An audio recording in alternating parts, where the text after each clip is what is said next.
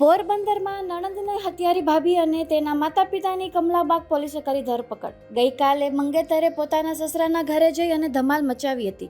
હુમલો કરેલ તે સમયે સુહાસી રાયચુરા તેના પિતા અને માતા સાથે હતી. ધમાલ દરમિયાન પોતાની જ નણંદ વચ્ચે પડતા તેમની કરપીણ હત્યા થયેલી હતી.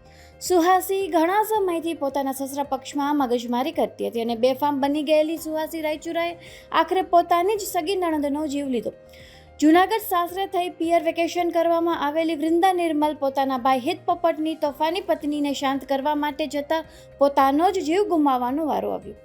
આજે કમલાબાગ પોલીસે સુહાસી રાયચુરા, તેના પિતા જગદીશ રાયચુરા અને માતા શિલ્પાબેન રાયચુરાની ધરપકડ કરી કાયદેસરની કાર્યવાહી હાથ ધરી છે. વધુ સચોટ માહિતી માટે બન્યા રહો TNG ન્યૂઝ સાથે. તારીખ 20 મે 2026ના રોજ કમલાબાગ પોલીસ સ્ટેશન વિસ્તારમાં બિરલા હોલની પાછળ રહેતા હિત કિરીટભાઈ પોપટ જે વ્યક્તિ છે તે એમના ઘરે તેમના પરિવાર સાથે હાજર હતા. તે સમયે જેમની સાથે પારિવારિક સામાજિક રીતે સગાઈ થયેલ છે તેવા સુહાસીબેન જગદીશભાઈ રાયચુરા તેઓએ ત્યાં આવી અને તેમના મા બાપ સાથે આવી અને આ જે હિત પોપટ છે જેઓ ફરિયાદી છે આ ગુનામાં, તેમની અને તેમના પરિવાર જેમાં તેમના માતા પિતા અને તેમની બંને મોટી બહેનો એમના ઘરે હાજર હતી. એમની સાથે ખૂબ જ ઉગ્ર રીતે ઝઘડો કરેલ અને ગાળાગાળી વગેરે કરીને અપશબ્દો મોટેથી બોલી અને મોટો ઝઘડો કરેલ.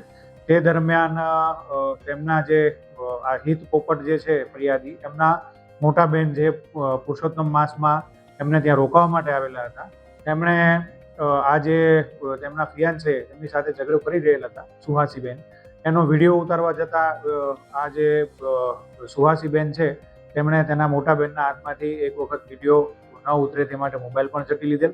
ત્યારબાદ તેણે તેમના માતા પિતાને ઉપર ઘરે બોલાવી અને તેના માતા પિતા પણ ઘરે આવી ગયેલ અને આ જે હિત પોપટ અને તેમના પરિવાર સાથે તેઓ પણ ઝઘડો કરવા લાગેલ. સાથે આ જે હિત પોપટ અને તેમના બહેનો અને તેમના માતા પિતા એ જો વિડીયો ઉતારવાની કોશિશ કરે ત્યારે તેઓએ આમના માતા પિતા અને સુહાસી ત્રણેય દ્વારા એમને મારવાની પણ કોશિશ મારવામાં પણ આવેલ છે.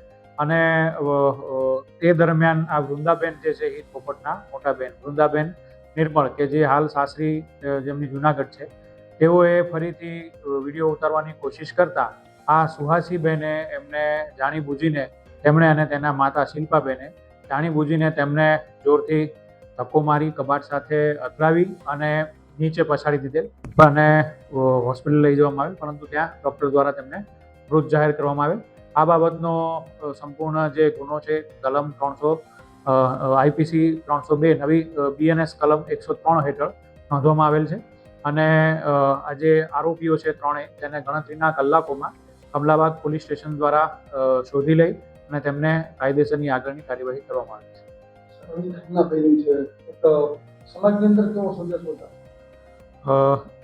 સમાજમાં ખાસ કરીને અત્યારે પુરુષોત્તમ માસ છે તો આપણે બહેન દીકરીઓ માટેની એમને આપણે સૌરાષ્ટ્રમાં જે પ્રકારની પ્રથા છે એમાં બહેન દીકરીઓ ખાસ રોકાવા આવતી હોય છે અને તે બાબતે ત્યારે એ સમયે જ્યારે પારિવારિક સામાજિક રીતે જેની સાથે સગાઈ થઈ છે તે વ્યક્તિ દ્વારા આ પ્રકારનું કૃત્ય થયેલું હોય તો એક પ્રકારે સામાજિક લાંછનરૂપ ઘટના છે. રોજ નવા અપડેટ્સ જોવા માટે અમારા પેજને ફોલો કરવાનું ભૂલશો નહીં.